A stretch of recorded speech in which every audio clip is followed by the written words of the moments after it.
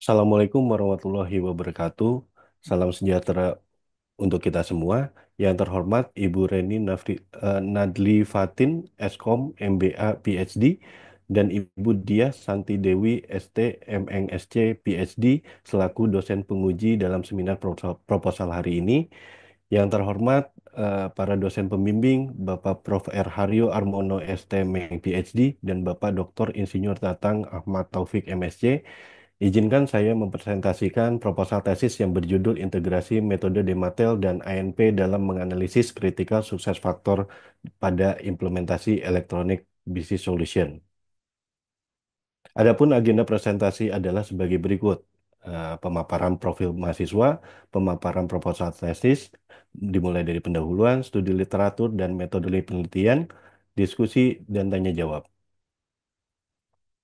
Sedikit profil mahasiswa. Saya Vidya Dharma, mahasiswa Sekolah Interdisiplin Manajemen dan Teknologi, bidang keahlian analitika bisnis, tahun masuk 2020. Pendidikan terakhir S1 Teknik Informatika. Saat ini saya bekerja di PT PLN Indonesia Power Services sebagai Supervisor Senior Perencanaan dan Pengembangan Aplikasi pada Departemen Sistem Informasi. Baik, kita mulai. Sistem informasi harus memiliki kualitas yang dapat membantu kepuasan bagi perusahaan, meningkatkan daya saing, dan tentunya pendapatan. Hal ini mencakup data dan informasi yang dapat diolah untuk dijadikan dasar acuan dan evaluasi atas tindakan yang telah dilaksanakan. PTX yang bekerja di bidang ketenagalistrikan adalah perusahaan yang dengan 4 sektor bisnis utama. Salah satunya adalah bidang bisnis jasa operasi dan pemeliharaan atau ONM, pembangkit listrik. Kontribusi bidang bisnis ONM terhadap pendapatan seluruhnya di PTX sebesar 37,26% pada tahun 2022. Upaya perusahaan dalam meningkatkan pendapatan adalah mengoptimalkan software yang telah dikembangkan. Salah satunya adalah aplikasi Electronic Business Solution ini, yang merupakan aplikasi secara end-to-end proses yang terdigitalisasi. Sayangnya, pemanfaatan aplikasi ini baru 61%, terlebih lagi belum adanya evaluasi secara komprehensif yang telah dikembangkan menggunakan kritikal sukses faktor di perusahaan PTX ini. Oleh karena itu, dari latar belakang ini saya mengangkat permasalahan bagaimana mengidentifikasi CSF dan evaluasi hasil dari implementasi sebuah sistem khususnya aplikasi EBS ini. Tentunya tujuan dari penelitian ini adalah mengidentifikasi CSF serta merumuskan faktor-faktor yang perlu diperhatikan khusus untuk dikembangkan demi suksesnya implementasi EBS ini. Untuk menjalankan penelitian ini diperlukan keilmuan yang harus saya pahami. Oleh karena itu, studi literatur sangat penting untuk dilakukan. Dalam penelitian ini, saya mengambil 3 studi literatur, yaitu pemahaman terkait dengan Electronic Business Solution, pemahaman detail, dan ANP. Electronic Business Solution adalah suatu aplikasi korporat PTX yang dikembangkan Departemen Sistem Informasi dari platform low-code application yang bernama Crashio.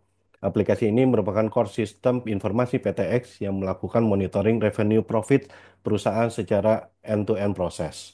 Dalam kegiatan operasional PTX, terdapat 4 tahap proses bisnis besar, yaitu perencanaan perusahaan, penjualan perusahaan, eksekusi, dan konsolidasi keuangan. Setiap tahapnya akan dijelaskan pada slide berikutnya.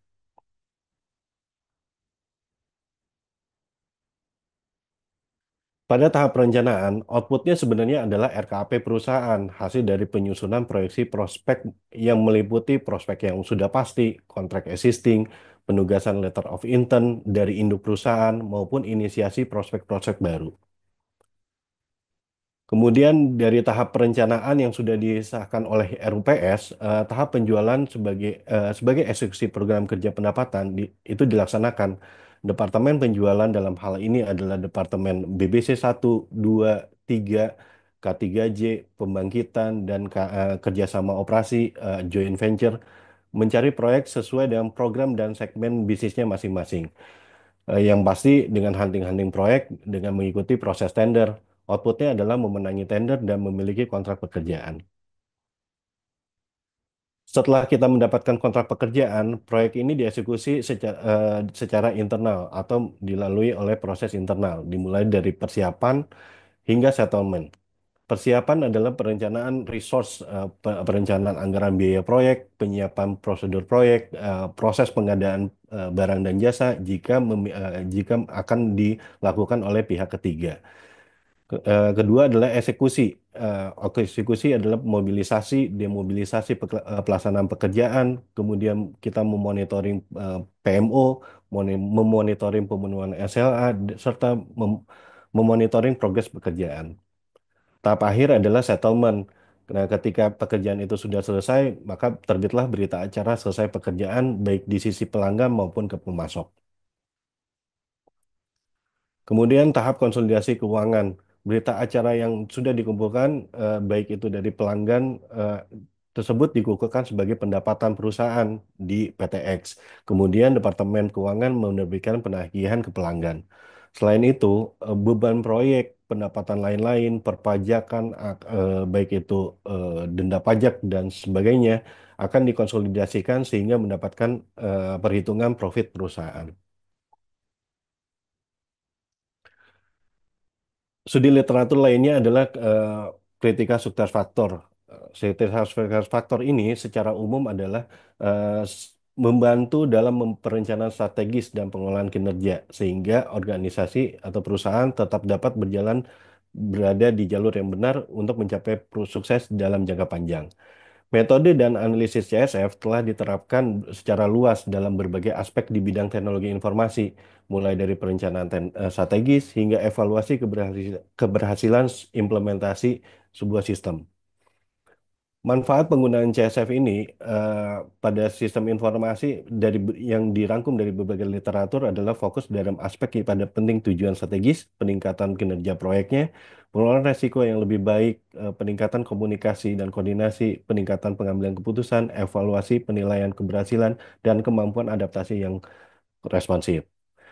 Pada penelitian ini menggunakan identifikasi CSF pada penelitian sebelumnya, yaitu empat menggunakan 4 dimensi, 15 strategic objektif, dan 45 indikator.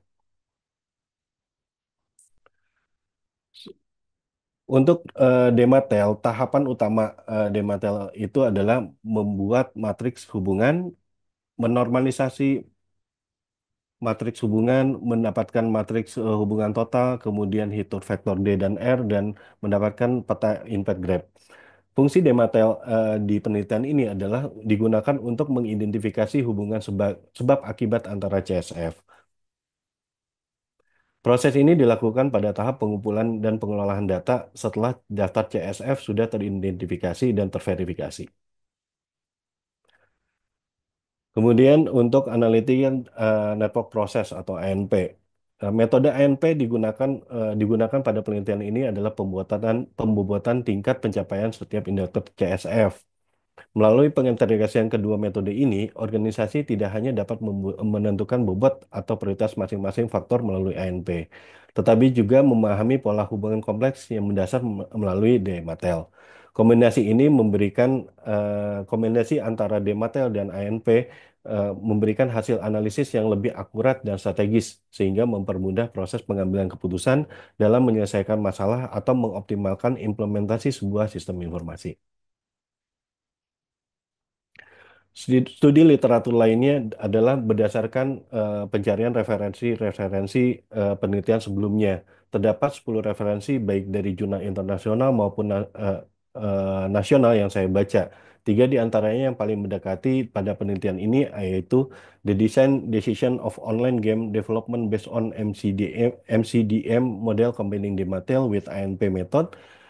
Tujuannya adalah keputusan pemilihan desain dalam pengembangan game online. Kemudian kriteria for selection of the investment project on Dematel and ANP combination. Fokusnya adalah mengidentifikasi kriteria untuk pemilihan investasi. Ketiga adalah an integrated Dematel approach for renewable energy resource selection in Turkey. Tujuannya adalah keputusan pemilihan investasi renewable energy resource yang tepat dari perspektif investor di Turki. Ketiga referensi tersebut memiliki kesamaan dalam penggunaan metode pembacaan masalah, yaitu kombinasi Dematel dan ANP.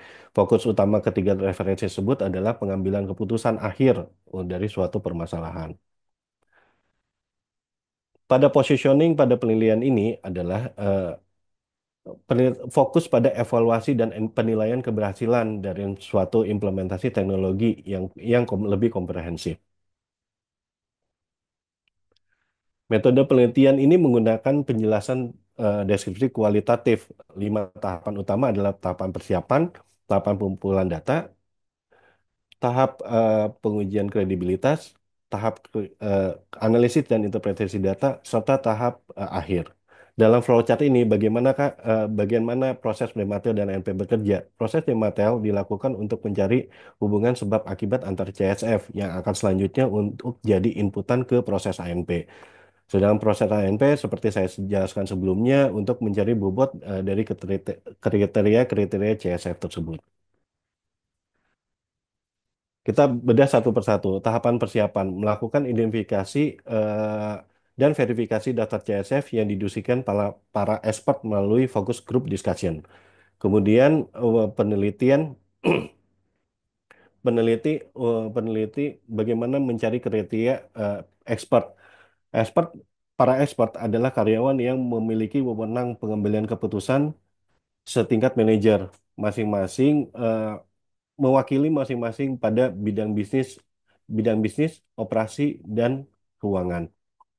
Pada desain model kuesioner, peneliti membuat 3 model kuesioner. Kuesioner pertama adalah eh, digunakan untuk menganalisis hubungan antar ketergantungan antar CSF. Model kedua adalah digunakan untuk menentukan bobot prioritas setiap CSF. Model kuesioner ketiga digunakan untuk menganalisis tingkat pencapaian setiap CSF dari perspektif karyawan. Model kuesioner 1 dan 2 itu ditujukan kepada para expert atau para ahli. Model kuesioner ketiga ditujukan kepada informan. Tahap pengumpulan data dan pengolahan data, penyebaran kuesioner 1 disebarluaskan pada para expert selama FGD implementasi berlangsung. Diberikan penjelasan mengenai tujuan kuesioner dan meminta para expert untuk melakukan perbandingan berpasangan antara CSF dengan menggunakan Nematel, guna mengidentifikasi hubungan interpendensi antar CSF. Kemudian diproses di proses Nematel. Hasil kuesioner akan diolah dengan Dematel untuk mengidentifikasi hubungan sebab akibat antar CSF. Metode ini akan mengklasifikasikan CSF menjadi 2 kategori, yaitu CSF yang memberikan pengaruh dan CSF yang menerima pengaruh. Kemudian setelah proses Dematel akan didesain struktur jaringan ANP-nya. Berdasarkan hasil penelitian Dematel, kita akan mendesain struktur jaringan ANP. Struktur ini berupa diagram yang menggambarkan hubungan antar dimensi, tujuan strategis, dan indikator kinerja. Diagram ini akan menjadi acuan untuk menentukan kriteria yang akan dibandingkan dalam analisis selanjutnya. Kemudian penyebaran kuesioner kedua. Tujuan kuesioner ini untuk memberikan bobot prioritas pada setiap faktor keberhasilan. Metode yang digunakan dengan meminta para ahli membandingkan faktor-faktor tersebut secara berpasangan menggunakan skala penilaian ANPE. Kemudian proses ANP, kita sebelum melakukan evaluasi terhadap implementasi CSF pada implementasi EBS, peneliti melakukan wawancara dengan para ahli untuk menetapkan nilai target untuk masing-masing indikator CSF. Nilai-nilai target ini akan digunakan sebagai tolak ukur untuk menilai tingkat pencapaian serta menganalisis kesenjangan antara target yang ditetapkan dengan realisasi di lapangan. Kemudian penentuan skala penilaian CSF, evaluasi terhadap penerapan CSF akan dilakukan menggunakan skala Likert 1 sampai 4. Skala ini digunakan untuk mengukur tingkat pencapaian eh, setiap indikator CSF. Kuesioner ketiga akan disebarkan pada karyawan yang telah merasakan manfaat dari penerapan CSF. Kuesioner ini bertujuan untuk mengukur tingkat pencapaian indikator CSF. eh, CSF. Jawaban informal akan dikonversikan menjadi skala numerik untuk memudahkan analisis data. Pada tahap uji kredibilitas, penelitian ini menggunakan teknik triangulasi sumber dalam melakukan wawancara fokus group discussion. Sebagai eviden penelitian ini terdapat dokumen pendukung, yaitu daftar hadir, foto kegiatan, hasil kuesioner, dan notulen rapat.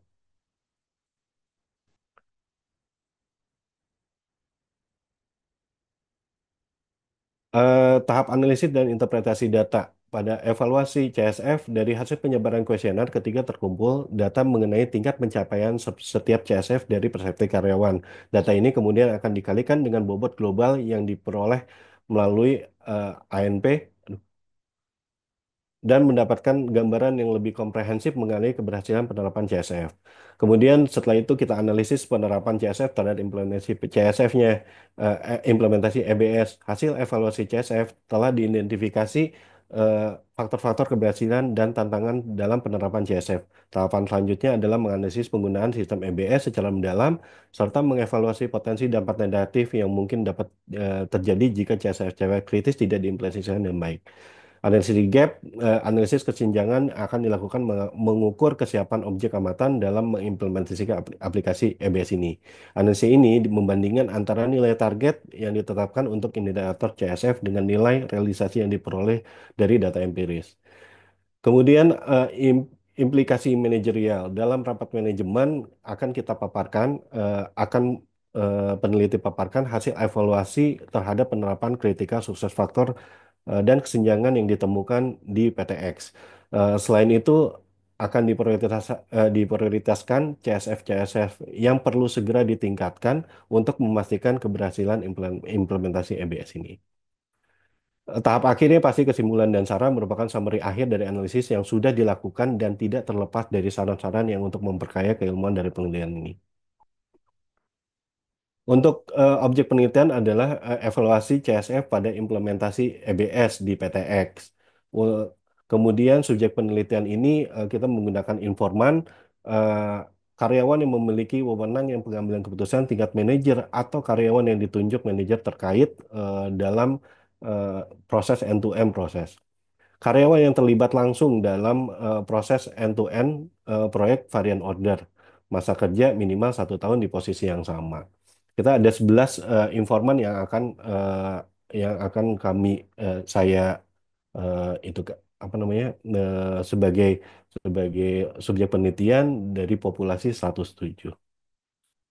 Adapun teknik pengumpulan data yaitu melakukan wawancara dan kuesioner pada FGD, Focus Group Discussion. Waktu dan tempat penelitian ini di PT PLN Indonesia Power Services, Jalan Raya Pasar Minggu, nomor 190, Jakarta Selatan, daerah khusus Jakarta. Jadwal penelitian dari W1 Desember 2024 sampai akhir Januari 2025 untuk publikasi paper. Demikian pemaparan proposal ini saya sampaikan atas perhatian. Terima kasih. Wabillahi taufiq hidayah. Wassalamualaikum warahmatullahi wabarakatuh.